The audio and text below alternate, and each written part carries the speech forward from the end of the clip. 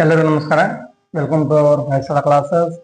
ಎಲ್ಲರಿಗೂ ನಮ್ಮ ಈ ತರಗತಿಯ ಸ್ವಾಗತವನ್ನು ಕೋರುತ್ತಾ, ನಾವು ಕಳೆದ ತರಗತಿಯಿಂದ ಏನ್ ಮಾಡ್ತಾ ಇದೀವಿ ಅಂದ್ರೆ 6ರಿಂದ 10ನೇ ತರಗತಿಯ ಪಠ್ಯಪುಸ್ತಕದ ಸಮಾಜ ವಿಜ್ಞಾನ ಪಠ್ಯಪುಸ್ತಕದ ಸರಣಿ ತರಗತಿಗಳನ್ನ ಆರಂಭ ಮಾಡಿದ್ವಿ.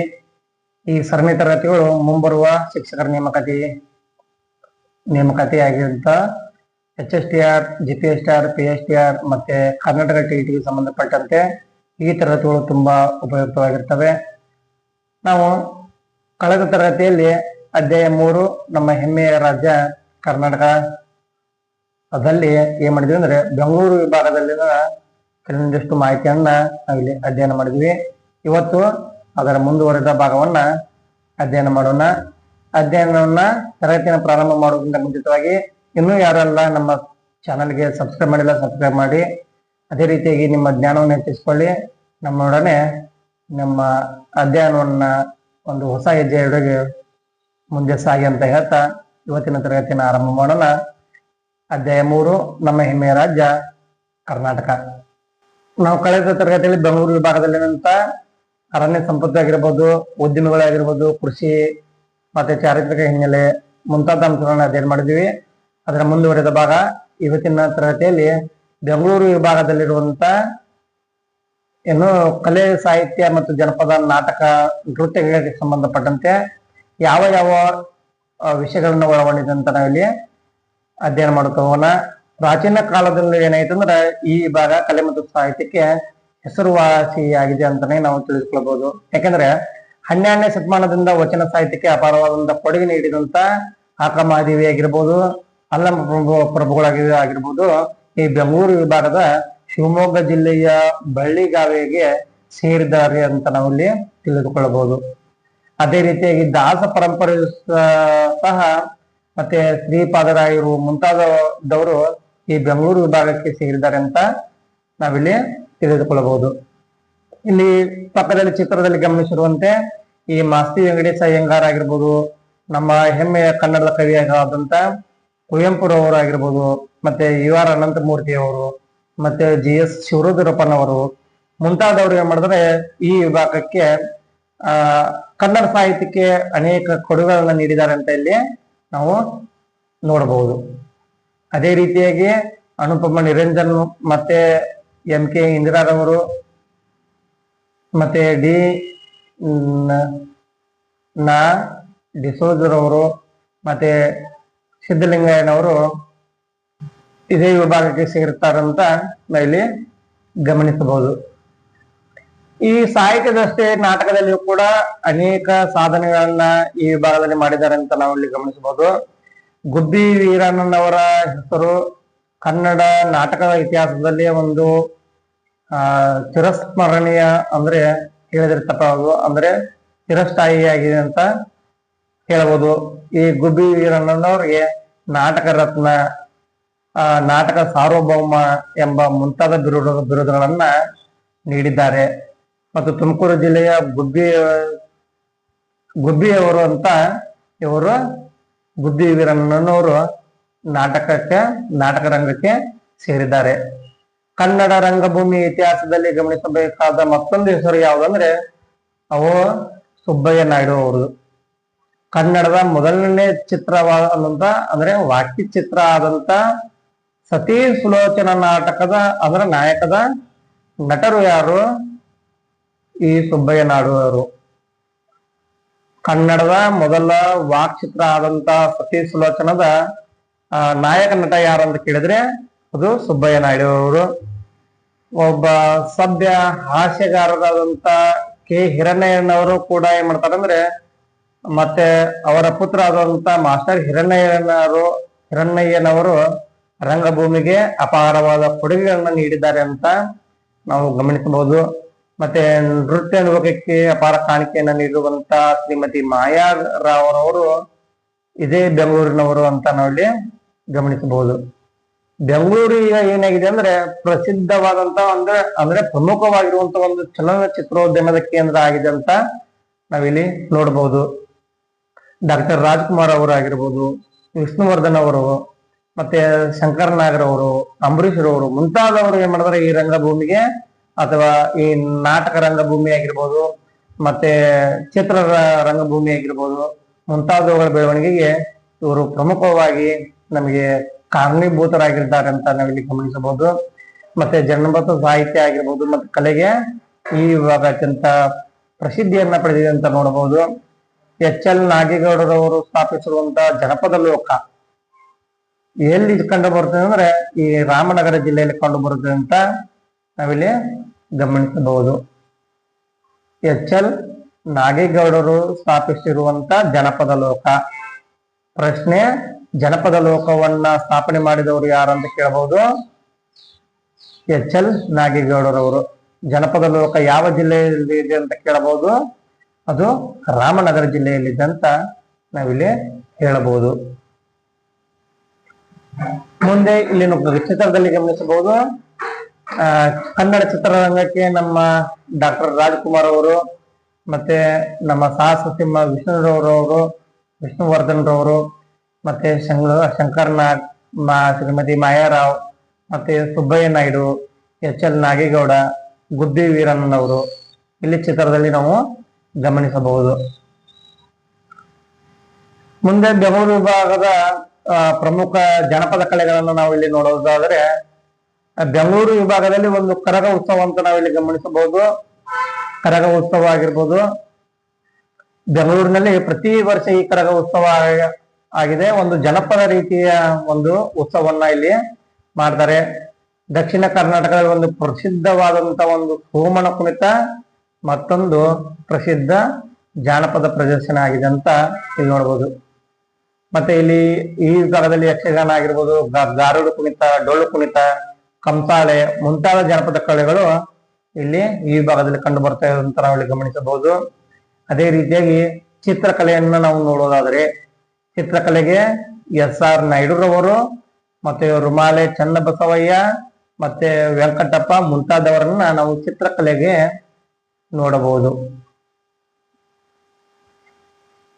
ಮುಂದೆ ಮತ್ತು ಶಿಕ್ಷಣ ಮತ್ತು ಆರೋಗ್ಯದ ಮಾಹಿತಿಗಳನ್ನ ಇಲ್ಲಿ ಗಮನಿಸುವುದಾದರೆ ಅಂದ್ರೆ ಬೆಂಗಳೂರು ಭಾಗದಲ್ಲಿನ ಶಿಕ್ಷಣ ಮತ್ತು ಆರೋಗ್ಯಕ್ಕೆ ಯಾವ ರೀತಿಯನ್ನ ಮಾಹಿತಿ ಅಥವಾ ಯಾವ ರೀತಿ ಕೊಡುಗೆಗಳನ್ನ ಇಲ್ಲಿ ನೀಡುತ್ತಾ ಬಂದಿದೆ ಅಥವಾ ನೀಡ್ತಾ ಇದೆ ಅಂತ ಇಲ್ಲಿ ಗಮನಿಸುವುದಾದರೆ ಬೆಂಗಳೂರು ವಿಭಾಗ ಅತ್ಯಂತ ಹೆಚ್ಚಿನ ರೀತಿಯಲ್ಲಿ ಶಿಕ್ಷಣ ವಿಭಾಗಕ್ಕೆ ಸಂಬಂಧಿಸಿದ ಉತ್ತಮ ಸಾಧನೆಯನ್ನ ಮಾಡಿದೆ ಅಂತ ನಾವು ಇಲ್ಲಿ ಗಮನಿಸಬಹುದು. ಕರ್ನಾಟಕ ಭಾರತ ರತ್ನ ಪ್ರಶಸ್ತಿಯನ್ನು ಪಡೆದಂತ ಈ ವಿಭಾಗದ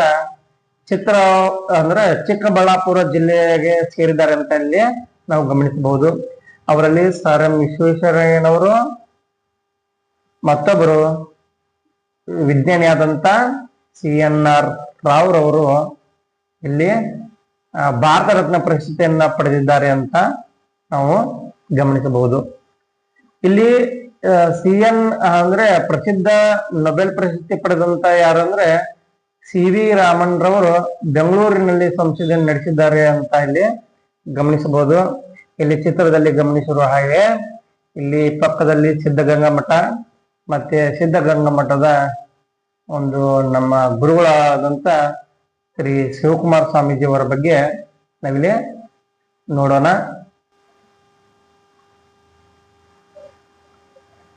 ಬೆಂಗಳೂರು ಪ್ರಸಿದ್ಧ ಶಿಕ್ಷಣ ಕೇಂದ್ರವಾಗಿದ್ದಂತ ನಾವು ಈಗಾಗಲೇ ಚರ್ಚೆ ಮಾಡಿದ್ದೀವಿ. ಮತ್ತು ಬೆಂಗಳೂರು ವಿಭಾಗದಲ್ಲಿ ಅತ್ಯಂತ ಹೆಚ್ಚಿನ ರೀತಿಯಲ್ಲಿ ಕೇಂದ್ರ ಸರ್ಕಾರದ ಅಥವಾ ಸಾರ್ವಜನಿಕ ಶಿಕ್ಷಣ ಕೇಂದ್ರಗಳಾಗಿರ್ಬೋದು ಮತ್ತೆ ಖಾಸಗಿ ವಲಯದ ವಿಶ್ವವಿದ್ಯಾಲಯಗಳು ಆಗಿರ್ಬೋದು ಅತ್ಯಂತ ಹೆಚ್ಚಿನ ರೀತಿಯಲ್ಲಿ ನಮಗೆ ಕಂಡು ಬರುತ್ತವೆ. ಬೆಂಗಳೂರಿನಲ್ಲಿ ಕೇಂದ್ರ ಸರ್ಕಾರದ ಸಂಶೋಧನಾ ಸಂಸ್ಥೆಗಳಾಗಿರ್ಬೋದು, ವೈಜ್ಞಾನಿಕ ಪ್ರಯೋಗಗಳಾಗಿರ್ಬೋದು ಇಲ್ಲಿ ಕಂಡು ಬರ್ತವೆ.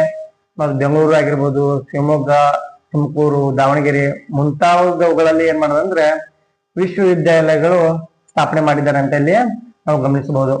ಬೆಂಗಳೂರಿನಲ್ಲಿ ಕೃಷಿ ವಿಶ್ವವಿದ್ಯಾಲಯ ಸ್ವಾತಂತ್ರ್ಯ ಪೂರ್ವದಿಂದಲೂ ಏನಾಗಿದೆ ಅಂದ್ರೆ ಸರ್ಕಾರ ಏನ್ ಮಾಡಿದೆ ಅಂದ್ರೆ ಪ್ರಾಥಮಿಕ ಶಿಕ್ಷಣಕ್ಕೆ ಪ್ರೋತ್ಸಾಹ ನೀಡ್ತಾ ಬಂದಿದೆ ಅಂತ ಇಲ್ಲಿ ಗಮನಿಸಬಹುದು. ಇನ್ನ ಧಾರ್ಮಿಕ ಸಂಸ್ಥೆಗಳಾದಂತ ನಮ್ಮ ಶಿವಕುಮಾರ ಸ್ವಾಮೀಜಿಯವರವರ ನೇತೃತ್ವದಲ್ಲಿ ಸಿದ್ಧಗಂಗಾ ಮಠ ಏನ್ ಮಾಡಿದ ಸಾವಿರಾರು ಬಡ ವಿದ್ಯಾರ್ಥಿಗಳಿಗೆ ಅಕ್ಷರ ಮತ್ತು ಅನ್ನದಾಸೋಹ ಕಾರ್ಯಕ್ರಮ ನಡೆಸುತ್ತಾನೆ ಬಂದಿದೆ. ಇವುಗಳು ಸಹ ನಡೆಸ್ತಾ ಇದೆ. ರಾಮನಗರ ಜಿಲ್ಲೆಯಲ್ಲಿ ಜನಿಸಿದಂತ ನಮ್ಮ ಶ್ರೀ ಬಾಲಗಂಗಾಧರನಾಥ್ ಸ್ವಾಮೀಜಿಯವರ ನೇತೃತ್ವದಲ್ಲಿ ಆದಿಚುಂಚನಗಿರಿ ಮಠದ ಶೈಕ್ಷಣಿಕ ಸೇವೆಯು ಕೂಡ ಇಲ್ಲಿ ನಾವು ಗಮನಿಸಬಹುದು. ಮತ್ತೆ ಚಿತ್ರದುರ್ಗ ಜಿಲ್ಲೆಯಲ್ಲಿ ಮುರುಘರಾಜೇಂದ್ರ ಮಠ, ಸಿರಿಗೆರೆ, ತರಳಬಾಳು ಮಠದಲ್ಲಿ ಶೈಕ್ಷಣಿಕ ಸೇವೆಯು ಅತ್ಯಂತ ಹೆಚ್ಚಿನ ರೀತಿಯಲ್ಲಿ ಇದೆ ಅಂತ ನಾವಿಲ್ಲಿ ಗಮನಿಸಬಹುದು. ಈ ಶಿವಕುಮಾರ ಸ್ವಾಮೀಜಿಯವರ ನೇತೃತ್ವದಲ್ಲಿ ಸಿದ್ಧಗಂಗಾ ಮಠ ಸಾವಿರಾರು ಬಡ ವಿದ್ಯಾರ್ಥಿಗಳಿಗೆ ಅಕ್ಷರ ಮತ್ತು ಅನ್ನದಾಸವನ್ನು ನೀಡ್ತಾ ಇದೆ. ಅದು ಸಿದ್ಧಗಂಗಾ ಮಠದಲ್ಲಿ. ಮತ್ತೆ ರಾಮನಗರ ಜಿಲ್ಲೆಯಲ್ಲಿ ಬಾಲಗಂಗಾಧರನಾಥ್ ಸ್ವಾಮೀಜಿಯವರ ನೇತೃತ್ವದಲ್ಲಿ ಆದಿಚುಂಚನಗಿರಿ ಶೈಕ್ಷಣಿಕ ಕೇಂದ್ರ ಕೂಡ ಶಿಕ್ಷಣಕ್ಕೆ ಕೊಡುಗೆಯನ್ನ ನೀಡುತ್ತಾ ಬಂದಿದೆ. ಅದೇ ರೀತಿಯಾಗಿ ಬೆಂಗಳೂರು ವಿಭಾಗದಲ್ಲಿರುವಂತ ಒಂದು ಸಾಂಸ್ಕೃತಿಕ ಸಂಪತ್ತು ಹೇಗಿದೆ ಅಂತ ನಾವಿಲ್ಲಿ ಗಮನಿಸೋದಾದ್ರೆ, ಸಾಂಸ್ಕೃತಿಕವಾಗಿ ಅತ್ಯಂತ ಶ್ರೀಮಂತರವಾಗಿರುವಂತಹ ವಿಭಾಗ ನಮ್ಮ ಬೆಂಗಳೂರು ವಿಭಾಗ. ಅನೇಕ ಜಾತ್ರೆಗಳು ಆಗಿರ್ಬೋದು, ಉತ್ಸವಗಳು ಆಗಿರ್ಬೋದು, ಮುಂತಾದ ಸಂಗತಿಗಳನ್ನ ನಾವಿಲ್ಲಿ ಗಮನಿಸಬಹುದು. ಕರ್ನಾಟಕದ ಏಕೀಕರಣಕ್ಕೆ ರೂವಾರಿ ಆಗಿರುವಂತ ನಮ್ಮ ಕೆಂಗಲ್ ಹನುಮಂತನಯ್ಯನವರು ಈ ವಿಭಾಗಕ್ಕೆ ಸೇರಿದ್ದಾರೆ ಅಂತ ಇಲ್ಲಿ ನಾವು ಗಮನಿಸಬಹುದು. ಈ ಕೆಂಗಲ್ ಹನುಮಂತನವರು ಮುಖ್ಯಮಂತ್ರಿಗಳಾಗಿದ್ದಾಗ ನಮ್ಮ ವಿಧಾನಸೌಧ ಕಟ್ಟಡ ಏನಾಗಿತ್ತು ಅಂದ್ರೆ ನಿರ್ಮಾಣವಾಯಿತು ಅಂತ ಇಲ್ಲಿ ಗಮನಿಸಬಹುದು. ಮತ್ತೊಬ್ಬ ಏಕೀಕರಣ ರೂವಾರಿ ಯಾರಂದ್ರೆ ಅವರು ಎಸ್ ನಿಜಲಿಂಗಪ್ಪನವರು. ಇವರು ಮುಖ್ಯಮಂತ್ರಿಯಾಗಿ ಕರ್ನಾಟಕ ರಾಜ್ಯದ ನಿರ್ಮಾಣ ಕಾರ್ಯಗಳಲ್ಲಿ ಕೈಗೊಂಡರು ಅಂತ ನಾವು ಇಲ್ಲಿ ಗಮನಿಸಬಹುದು. ಮತ್ತೆ ಪರಿಸರದ ಪೋಷಣೆಗೆ ಹೆಸರುವಾಸಿಯಾದಂತ ನಮ್ಮ ಸಾಲು ಮರದ ತಿಮ್ಮಕ್ಕನವರು ಕೂಡ ಇದೇ ವಿಭಾಗಕ್ಕೆ ಸೇರಿದ್ದಾರೆ ಅಂತ ಗಮನಿಸಬಹುದು. ನಮ್ಮ ದೇಶಕ್ಕೆ ಕ್ರಿಕೆಟ್ಗೆ ಅತ್ಯಂತ ಹೆಚ್ಚಿನ ರೀತಿಯಲ್ಲಿ ಅಸಾಧಾರಣ ಸಾಧನೆ ಮಾಡಿ ಮತ್ತೆ ಹೆಮ್ಮೆಯ ಕೊಡುಗೆ ನೀಡಿದಂತ ನಮ್ಮ ಕರ್ನಾಟಕದ ಪ್ರಸಿದ್ಧ ಆಟಗಾರ ಯಾರಂದ್ರೆ ಅನಿಲ್ ಕುಂಬ್ಳೆರವರು ಕೂಡ ನಮ್ಮ ಬೆಂಗಳೂರು ವಿಭಾಗಕ್ಕೆ ಸೇರಿದ್ದಾರೆ. ಯೋಗ ಕ್ಷೇತ್ರದಲ್ಲಿ ಕೂಡ BKS ಅಯ್ಯಂಗಾರ್ನವರು ಮತ್ತೆ ಮಲ್ಲಾಡಿ ಹಳ್ಳಿ ಶ್ರೀ ರಾಘವೇಂದ್ರ ಸ್ವಾಮೀಜಿಯವರು ಈ ವಿಭಾಗಕ್ಕೆ ಸೇರಿದ್ದಾರೆ ಅಂತ ನಾವಿಲ್ಲಿ ಗಮನಿಸಬಹುದು. ಇಲ್ಲಿ ಕರ್ನಾಟಕದ ಏಕೀಕರಣ ರೂವಾರಿ ಯಾರಂದ್ರೆ ಒಂದು ಕೆಂಗಲ್ ಹನುಮಂತಯ್ಯನವರು ಮತ್ತೆ ಎಸ್ ನಿಜಲಿಂಗಪ್ಪನವರು. ಮತ್ತೆ ಪರಿಸರಕ್ಕೆ ಸಂಬಂಧಪಟ್ಟವರು ಸಾಲು ಮರದ ತಿಮ್ಮಕ್ಕ, ಕ್ರಿಕೆಟ್ಗೆ ಸಂಬಂಧಪಟ್ಟವರು ಅನಿಲ್ ಕುಂಬ್ಳೆ, ಮತ್ತೆ ಯೋಗಕ್ಕೆ ಸಂಬಂಧಪಟ್ಟವರು BKS ಅಯ್ಯಂಗಾರ್ ಮತ್ತು ಮಲ್ಲಾಡಹಳ್ಳಿ ಶ್ರೀ ರಾಘವೇಂದ್ರ ಸ್ವಾಮೀಜಿ ಇದೇ ವಿಭಾಗಕ್ಕೆ ಸೇರಿದ್ದಾರೆ ಅಂತ ಗಮನಿಸಬಹುದು. ಇದು ಯಾವ ಯಾವ ಕ್ಷೇತ್ರಕ್ಕೆ ಯಾವ ಯಾವ ವ್ಯಕ್ತಿಗಳು ಪ್ರಸಿದ್ಧರಾಗಿದ್ದಾರೆ ಅಂತ ಒಂದ್ ಸ್ವಲ್ಪ ನೋಟನ್ನ ಮಾಡಿಕೊಳ್ಳಿ. ಯಾಕಂದ್ರೆ ಹೆಚ್ಚಿನ ರೀತಿಯಲ್ಲಿ ಹೊಂದಿಸಿ ಬರೆಯಲಿ ಕೇಳುವಂತ ಸಾಧ್ಯತೆ ಇಲ್ಲಿ ಹೆಚ್ಚಾಗಿದೆ. ಮುಂದೆ ಚಿತ್ರದಲ್ಲಿ ಗಮನಿಸಿರುವಂತೆ ಬೆಂಗಳೂರಿನಲ್ಲಿ ವಿಧಾನಸೌಧ ಮತ್ತೆ ಲಾಲ್ಬಾಗ್ ಇಲ್ಲಿ ಚಿತ್ರದಲ್ಲಿ ಗಮನಿಸಬಹುದು. ಅದೇ ರೀತಿಯಾಗಿ ಸ್ವಾತಂತ್ರ್ಯ ಹೋರಾಟಗಾರರು ಯಾವ ರೀತಿ ಇದ್ರು ಅಂತ ಈ ವಿಭಾಗಕ್ಕೆ ನೋಡೋದಾದ್ರೆ ಈ ಕೆಂಗಲ್ ಹನುಮಂತಯ್ಯನವರು ಮತ್ತೆ ಎಸ್ ನಿಜಲಿಂಗಪ್ಪನವರು ಮುಖ್ಯವಾಗಿ ನಮಗೆ ಈ ವಿಭಾಗದಲ್ಲಿ ಕಂಡು ಬರ್ತಾರೆ. ಸ್ವಾತಂತ್ರ್ಯ ಹೋರಾಟದಲ್ಲಿ ನಮ್ಮ ಮೈಸೂರು ರಾಜ್ಯದ ಪ್ರಥಮ ಮುಖ್ಯಮಂತ್ರಿ ಆದಂತ ನಮ್ಮ KC ರೆಡ್ಡಿರವರು ಕೂಡ ಮತ್ತೆ 2ನೇ ಮುಖ್ಯಮಂತ್ರಿ ಆದಂತ ಕೆಂಗಲ್ ಹನುಮಂತನಯ್ಯನವರು ಕೂಡ ಏನ್ ಮಾಡ್ತಾರಂದ್ರೆ ಈ ಮೈಸೂರು ರಾಜ್ಯದ ವಿಶಾಲ ಮೈಸೂರು ರಾಜ್ಯದ ಮುಖ್ಯಮಂತ್ರಿ ಆದಂತ ಎಸ್ ನಿಜಲಿಂಗಪ್ಪನವರು ಮತ್ತೆ 2ನೇ ಮುಖ್ಯಮಂತ್ರಿ ಆದಂತ ಕಡಿದಾಳ ಮಂಜಪ್ಪನವರು, ತೀತಾ ಶರ್ಮಾ, HS ದೊರೆಸ್ವಾಮಿ, ಭಾಗೀರಥಮ್ಮ ಮುಂತಾದವರು ಏನ್ ಮಾಡ್ತಾರೆ ಅಂದ್ರೆ ಈ ಸ್ವಾತಂತ್ರ್ಯ ಹೋರಾಟದಲ್ಲಿ ಭಾಗವಹಿಸಿದ್ದರು ಎಂಬುದು ಇಲ್ಲಿ ನಾವು ತಿಳಿದುಕೊಳ್ಳಬಹುದು. ಯಾರ್ಯಾರು? ಒಂದು KC ರೆಡ್ಡಿ ಅಂದ್ರೆ ಮೈಸೂರು ರಾಜ್ಯದ ಪ್ರಥಮ ಮುಖ್ಯಮಂತ್ರಿ ಯಾರು? KC ರೆಡ್ಡಿ, ಬಹಳ ಇಂಪಾರ್ಟೆಂಟ್. ಅದೇ ರೀತಿಯಾಗಿ 2ನೇ ಮುಖ್ಯಮಂತ್ರಿ ಕೆಂಗಲ್ ಹನುಮಂತಯ್ಯ. ಅದೇ ರೀತಿ ವಿಶಾಲ ಮೈಸೂರು ರಾಜ್ಯ ಅಂದ್ರೆ ಮೈಸೂರು ರಾಜ್ಯ ಬೇರೆ ಅಂದ್ರೆ ಮತ್ತೆ ವಿಶಾಲ ಮೈಸೂರು ರಾಜ್ಯದ ಪ್ರಥಮ ಮುಖ್ಯಮಂತ್ರಿ ಯಾರಂದ್ರೆ ಎಸ್ ನಿಜಲಿಂಗಪ್ಪ. ಇಲ್ಲಿ KC ರೆಡ್ಡಿ ಅವರಿಗೂ ಕೂಡ ಮತ್ತೆ ಎಸ್ ನಿಜಲಿಂಗಪ್ಪನವರಿಗೆ ಕನ್ಫ್ಯೂಷನ್ ಮಾಡ್ಕೋಬೇಡಿ.